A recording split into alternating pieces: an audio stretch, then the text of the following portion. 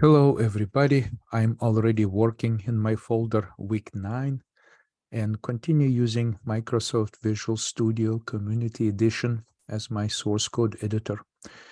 And my current directory in my command window is week 9. So let's open homework week 9 Pi.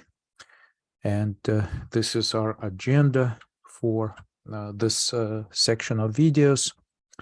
So, of course, my recommendation is to study the material covered in the current book chapter, reading and writing from text files, and then also look through these online tutorials, articles to get comfortable with Python file input and output. And since there is no new programming project this week, let's study some practical examples of working with files in Python.